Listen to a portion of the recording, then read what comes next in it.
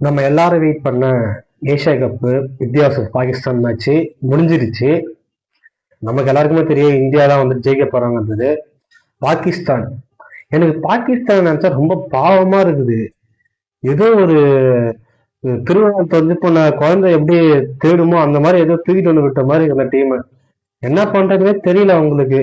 சொல்ல போனா என்ன சொல்றது, ஒரு குல்தீப் யாதவ் எப்படி பிக் பண்றதுன்னு தெரியல, வருண் சக்கரவர்த்தி எப்படி பிக் பண்றதுன்னு தெரியல, இது யாரு அக்ஷர் பட்டேல் அவரு எப்படி பிக் பண்றது தெரியல. லிட்டரலா எனக்கு பாவமா போச்சு பாகிஸ்தான் டீமை பார்த்தா.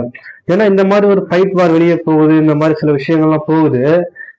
அது வந்துட்டு கிரவுண்ட்ல கூட அந்த அந்த ஒரு இது ஃபைட்டிங் ஸ்பிரிட்டே இல்லாம ஏதோ ஒரு நார்மலா ஒரு மேட்ச் ஆடுற மாதிரி வந்து ஆடிட்டு போனாங்க.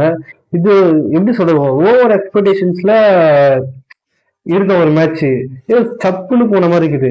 எனக்கு பாகிஸ்தான் இந்த மேட்சை விட இந்த ஏஷியா கப் ஏதோ சப்புன்னு போற மாதிரி தான் இருக்குது, எதுவுமே இல்லாத மாதிரி இருக்கு.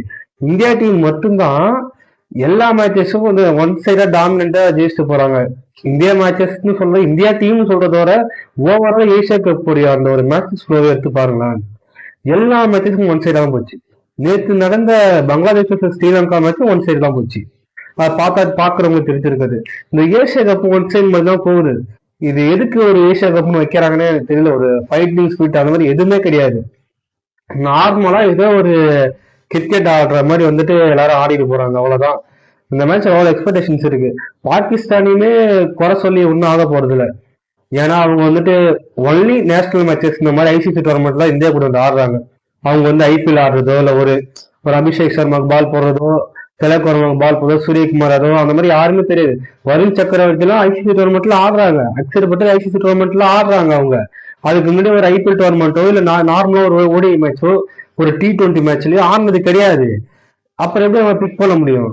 அவங்க ஃபர்ஸ்ட் பாலே வந்துட்டு யாரு சகின் சாப்ரி போடுறான், தூக்கி ஃபுல்லா அடிக்கிறான், தூக்கி ஃபர்ஸ்ட் பாலே 4 அடிக்கிறான் நினைக்கிறான் அபிஷேக் சர்மா.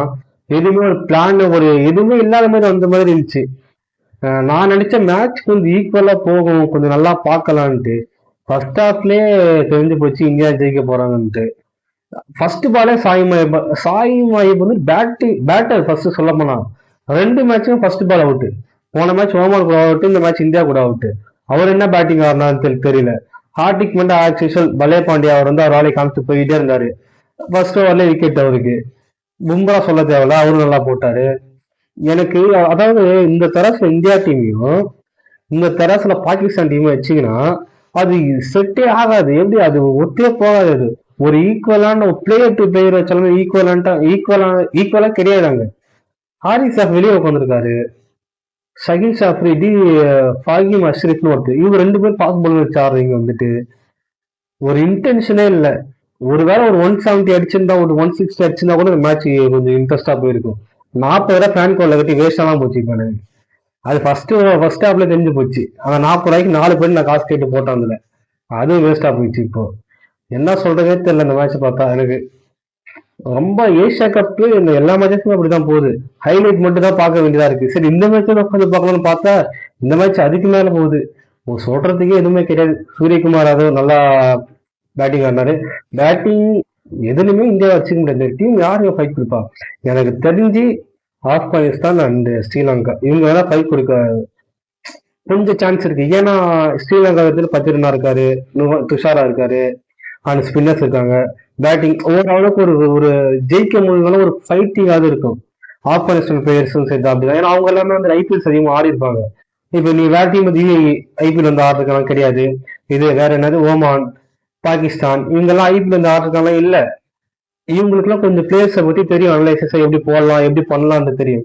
பாகிஸ்தான்ல தெரியாது, ஒண்ணுமே பண்ண முடியாது, அவ்வளவுதான். இப்ப அடுத்தது வந்து சூப்பர் போல எப்படி இந்த இந்த குரூப் ஸ்டேஜ்ல எப்படியும் குவாலிஃபை ஆயிடுவாங்க குரூப் 4க்கு. அடுத்தது வந்து அடியாக போறாங்களா இல்ல அப்பயும் யோசிச்சு வந்து கொஞ்சமாவது டஃப் ஃபைட்டாவது கொடுப்பாங்களா பார்ப்போம் நம்ம. இந்த மேட்சை பத்தி இது அனலைசர் ஸ்டாட்டிக்ஸ் எப்படி ஸ்டாட்ஸ் எடுத்து கொடுக்குறது அந்த மாதிரிலாம் இதுல எதுவுமே கிடையாது. சும்மா வந்து கையை இப்படிதான் ஈழ்ச்சி போறாங்க, அவுட் ஆகிட்டு போறாங்க.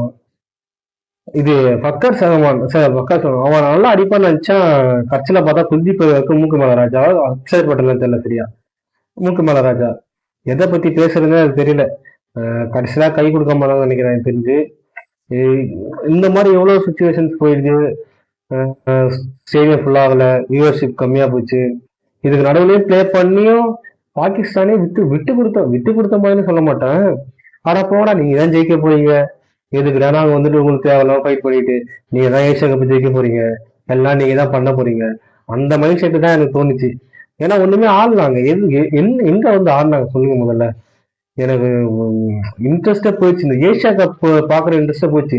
சொல்ல போனா இன்னைக்கு நான் இங்கிலாந்து சவுத் ஆப்பிரிக்கா மேட்சஸ்க்காக வெயிட் பண்ணேன். அது கடைசியில பார்த்தா மழையில இதுவாயிடுச்சு, அபர்ன் ஆயிடுச்சு. இல்லைன்னா அந்த மேட்சை பார்த்துருக்கோம், அது வரை கொஞ்சம் இன்ட்ரெஸ்டா போயிருக்கும்.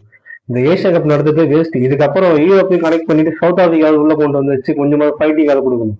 ஏன்னா வேற வேற கண்ட்ரீஸ் எல்லாம் கூட்டு வந்து வச்சுட்டு ஏசியா கப் மாதிரி, இது எப்படி சொல்றது, யூரோ ஏசியா கப்னு அந்த மாதிரியாவது பண்ணி கொஞ்சம் மேட்சை கொஞ்சம் இன்ட்ரெஸ்டிங்கா இருக்கலாம். எப்பயுமே இந்தியா ஜெயிக்கிறானுங்க, இல்லை ஸ்ரீலங்கா ஜெயிக்கிறாங்க. எனக்கு தெரிஞ்ச வரைக்கும் இந்தியா ஸ்ரீலங்கா இவங்க தான் ஜெயிக்கிறானுங்க. வேற எவனும் ஒருத்தர் டஃப் ஃபைட் கொடுக்கறதே கிடையாது. இந்த மேட்சை பத்தி ஒன்றும் சொல்றதுக்கு இல்லை. சரி, மறக்காம சப்ஸ்கிரைப் பண்ணுங்க. உங்களோட ஆதரவு எனக்கு ரொம்ப தேவை. சப்போர்ட் பண்ணுங்க, ஃபாலோ பண்ணுங்க.